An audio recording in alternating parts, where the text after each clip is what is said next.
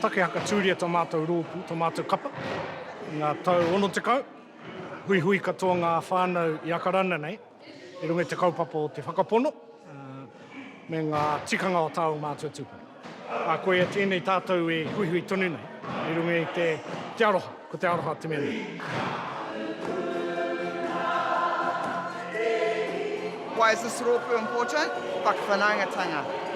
Like I've been with this group for, over 20 years, but it's about whānau, eh? We've got some really good whānau here, and that's what keeps me coming back every week. And of course, you know, te reo Māori and waiata and kapa haka and all this kind of thing.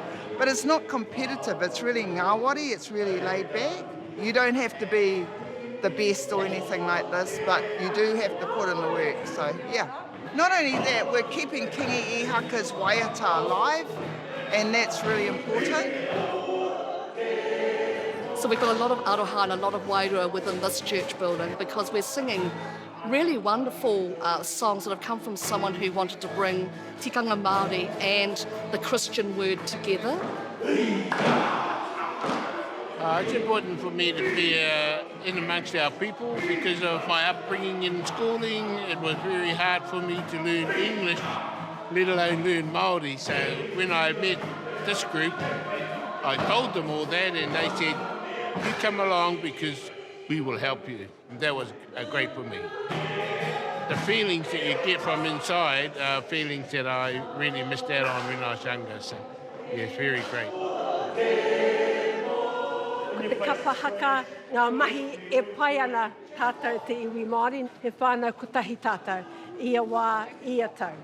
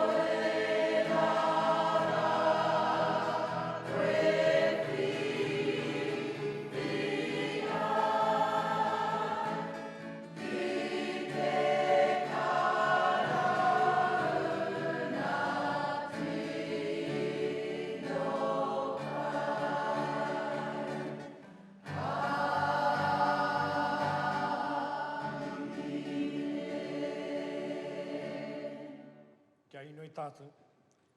Hao te atu haka hāngia mātou, haka hautia o mātou ngākau, kia tūhera, o mātou hinengaro kia tika, a mātou wairua kia tau, kia whakakorore tia ai koe i roti o mātou mahi katoa. Kia ngā tū te papai te ahoreko o mātou, waiata kia koe te mutunga, tēnei tō mātou huhuinga, tēnei tō mātou ine mahi ukaraiti o tō mātou ariki. Āmene. Āmene. Toro mai.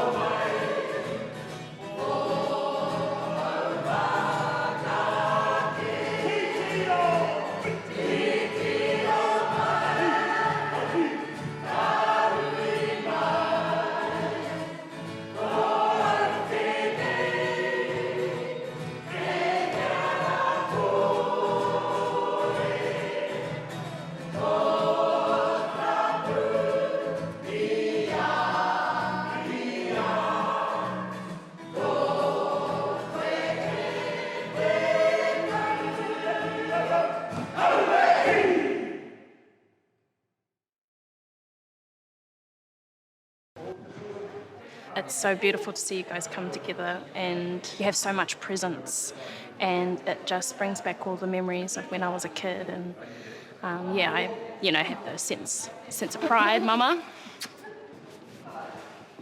what is the kapa to you both? What does Angies mean to you? Whānau. Koe tēnā. Ko te kupu tuatai, ko te whānau. Whānau inoho nei i akarana. Mātou i uitahi nei. He whānau kotahi raru te mihana Māori. Raru nuki āhuaranga o te haukainga. Mama? We're not on our ancestral lands. We're Mātāwaka and Tāmaki, and the Angies gives us that place. It's our home. We come ia wiki, ia rāpare.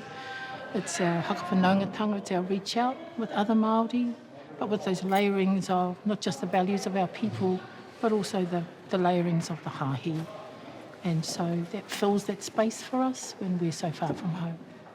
How do you see the future going forward, and where do you see Taikura taking you, and what would that mean to you? Ko te wawata te ngākau, kia hoki atu mātou ki Pōneke, ki te papa.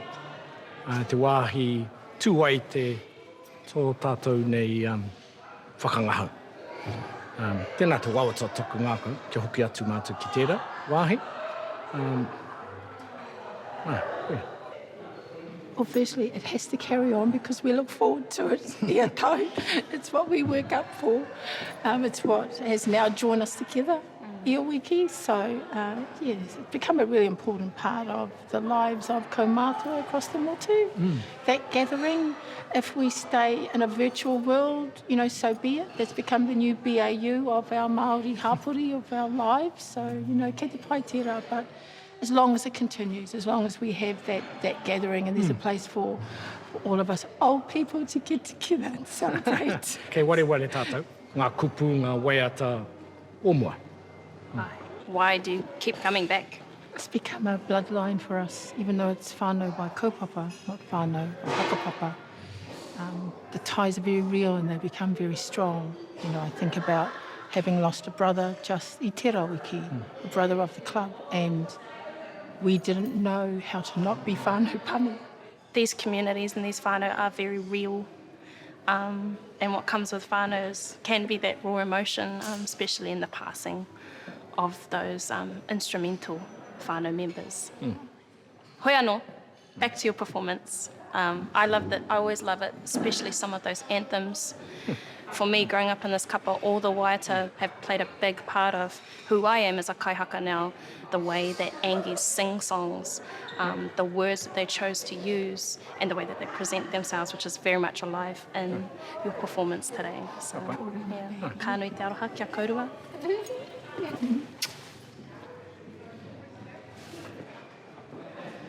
Tēnā koe i rā motu, ngā mihi nui kia koe. Tēnā koe. So when I see you and Angies perform, whether it be for practice, whether it be for a competition, taikura, it gives us the opportunity to learn about our Māori side. Living in the city, sometimes it's hard to hold on to your Māoritanga, but having things like this lets us know that no, it's not hard, it's just you've got to give dedication, you've got to give effort, and you fellas are a true testament to that. It also shows our tamariki nohi, especially my babies, what it means to be Māori. And so every time we see you perform, it's such a joyous occasion for us. Ai. Tēnā koe, ia wiki, ia marama, ia tau, ka haere mai te kapa haka ki tēnei marae, ki te whare karakia tūtata tonu, ki te awhi hoki, kauta me ngā mokopuna e whakatipu. Aha ko wai koe, aha ko nohea koe, aha ko tēhea hāhi haramai ki tēnei whānau. Ki te mahi kapa haka, ki te himene mai, ki te whakawhanaungatanga i a tātou katoa.